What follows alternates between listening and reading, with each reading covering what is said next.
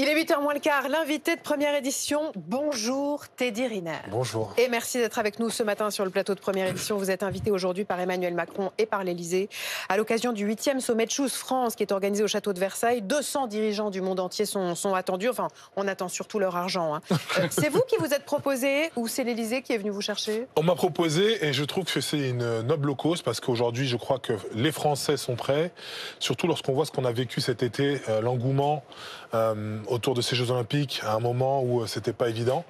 Et ce qu'il en est ressorti, c'est surtout lorsqu'on est soudés, lorsqu'on est tous ensemble, on réussit et on va très loin. Et aujourd'hui, quand ces entrepreneurs et ces investisseurs viennent, moi je trouve que c'est bien parce que ça fait des années que j'investis dans des sociétés françaises et ce que je peux voir sur la scène aujourd'hui française, c'est que la jeunesse est prête, c'est qu'on en a besoin, c'est qu'il y a un modèle qui s'offre à nous et voilà, que ce soit en gastronomie, en sport, dans la tech, les start-up. L'intelligence artificielle. Aussi, on est l'une des plus grandes nations dans tous les domaines. Vous allez être l'ambassadeur de la France cet après-midi. Ouais. Vous avez quoi à dire aux patrons qui hésitent à venir investir en France? Vous avez préparé un hippon verbal, quelque chose? En quelque sorte, ça va être un hippon verbal, mais c'est surtout leur dire, voilà, nous sommes prêts. Oui, on est bon, parce que vous allez le faire en anglais. On est bon, en plus en anglais, ouais. On est bon dans énormément de domaines. On est en attente de beaucoup de choses. On est capable de prouver dans tous les secteurs. Donc venez, faites-nous confiance, parce que nous, on est prêts. Ça, c'est le message qui va être dit. C'est le message qui va être répété, parce que aujourd'hui, lorsqu'on regarde la situation de la France, on en a bien besoin. Les Français sont demandeurs, la jeunesse est demandeuse. Donc voilà. Tout ça va à l'encontre du pessimisme ambiant. Et c'était important d'avoir une grande voix comme la vôtre, dire en fait, tout ne va pas si mal. Tout ne va pas si mal parce que si on fait un état des lieux, et comme je l'ai dit tout à l'heure et comme j'ai cité, la gastronomie, on nous pique nos chefs. Dès qu'il y a des génies qui sortent de leurs études, on nous les pique à l'international. Les startups, la tech, on est parmi on est le pays où on a les meilleurs. Donc, on n'arrive pas à les garder. Maintenant, voilà, il faut se servir de Choose France pour garder cette jeunesse, pour garder les Français à la maison et puis faire que on continue de grandir et montrer qu'on peut gagner ensemble. Vous avez préparé un discours donc en anglais pour les patrons. Vous avez été totalement libre ou on vous a relu et corrigé? Libre. C'est vrai? Totalement libre, oui. L'Élysée n'a pas demandé à relire votre discours? Ah si, bien sûr, si, évidemment. mais elle n'a pas corrigé. Mais personne ne me corrige. Tu m'étonnes. Ils sont comme ça. Alors, ce qui est important aussi, c'est que ce qu'on comprend, c'est qu'au-delà de votre carrière de sportif, le fait d'être entrepreneur, ça vous habite depuis que vous êtes très jeune, n'est-ce pas? Je suis entrepreneur depuis que j'ai 18 ans. Ça fait 18 ans que je suis entrepreneur. Ça fait 18 ans que j'investis en France. Alors, au début petit, puis après plus gros. Plus grand. Plus grand. non, mais qui vous a donné ce virus, cette envie d'être entrepreneur? Vous savez, lorsque vous êtes sportif de haut niveau, vous partez d'une idée, d'un projet, d'être champion. Même si moi, j'aime pas dire que je voulais être champion, je voulais tout gagner. C'est différent. Et bien sûr, après, on devient champion. Eh bien, se construire, penser à son avenir, c'est aussi croire en une idée, croire en des personnes qui vont vous aider à réussir ces projets.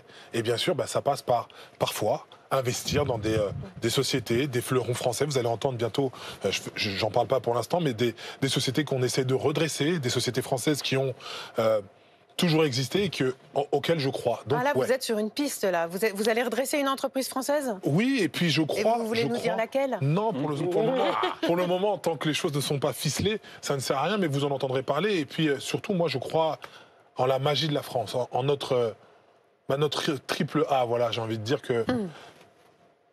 Moi, si j'avais pas eu et j'avais pas bénéficié de toutes les infrastructures françaises, j'aurais pas été ce monsieur qui est là devant vous. Et donc... C'est ma manière de redonner à la France ce qu'elle m'a donné. Investir, prendre des risques, quitte à se planter. Vous vous êtes planté, vous, en investissant? Ça serait mentir de dire que je ne me suis jamais planté, que ce soit dans le sport ou dans les affaires. Mais c'est comme ça qu'on apprend. Et vous êtes confronté aux mêmes difficultés que tous les patrons, la paperasse, les normes, le coût de la main-d'œuvre. Vous allez glisser un mot à Emmanuel Macron au passage pour toutes les difficultés que rencontrent aujourd'hui les patrons? Parce qu'il ne faut pas non plus faire preuve d'angélisme. Non, on ne va pas dire qu'on est parfait, mais on a quand même un socle. On a quand même un héritage. On a quand même des Français qui sont là et qui attendent. Donc, on va se servir surtout de ces investisseurs pour qu'ils investissent en France, pour qu'ils croient en cette main-d'œuvre qui est là, qualifiée, et qui ne demande qu'à bosser, qu'à emmener des sociétés au des sommets. Il y a des sociétés, il y a des patrons qui vous bluffent? Bien sûr. Il y a des patrons qui me bluffent, il y a des patrons qui devant lequel je suis, pas intimidé, mais reconnaissant. Et puis. Lesquels, par exemple? Non, j'ai pas de nom à citer parce qu'on n'est pas là pour faire leur... On ne donnera pas le nom d'entreprise, on donnera pas le nom des patrons. Mais je me suis inspiré moi-même de certains patrons pour essayer de reproduire certains modèles économiques dans mes différents investissements, bien sûr. Bon, on vous reverra en kimono ou désormais c'est le costard, votre uniforme? Parce que bon, là, vous avez annoncé que vous n'iriez pas aux mondiaux de Budapest le mois prochain. Alors, je vous explique pourquoi. Parce que je me suis fait opérer du coude après les Jeux Olympiques. Ça va très bien, sauf que ça met un petit peu de temps. Et si je veux être bon à Los Angeles en 2028, c'est comme dans les affaires, il faut se préparer et il faut ménager sa monture. Donc Paris 2024, c'était pas votre dernière Olympiade? Ah, j'ai jamais dit ça. On sent que ça vous titille l'engagement. Est-ce que un jour la politique? C'est ce que j'allais dire. On a déjà vu des judokas qui faisaient de la politique. Oui, mais je ne ferme aucune porte. Moi, je suis épicurien. Ça veut dire que si demain je me lance dans quelque chose, je le ferai bien. Et je le ferai pour une cause. Pour l'instant, je suis judoka. Pour l'instant, j'ai pris aucune décision. Mais je ne ferme jamais aucune porte. Mais il y a un mandat qui vous exciterait? Une élection, enfin. Vous pensez quoi? Moi, je vous veux maire de ma ville. Au ministre de la Jeunesse et des Sports. Au ministre de l'économie, parce qu'apparemment, c'était votre matière préférée. Non, mais c'est pas ça. Oui, j'aime beaucoup les enjeux économiques, c'est vrai. À Sciences Po, je le faisais. Non, pourquoi je dis ça? Parce que c'est vrai, souvent, on me pose la question, on me dit « Oh, vous verrez bien ministre des Sports ». Mais pourquoi toujours réduire le sportif au sport? Alors, question de journaliste politique. Quand vous voyez Emmanuel Macron travailler la présidence de la République, Teddy Riner, vous vous dites c'est un bel engagement? Voilà, vous voyez le champion que je suis. Si demain je rentre en politique, c'est pas pour être ministre des Sports. C'est pour être président de la République. Bien sûr. Allez. Moi, quand je fais quelque chose, c'est pour gagner, c'est pour emmener des choses, une locomotive. Je vous attends le dimanche dans BFM Politique pour déclarer votre candidature à l'élection présidentielle, Teddy Riner. Il va falloir agrandir le studio. Absolument.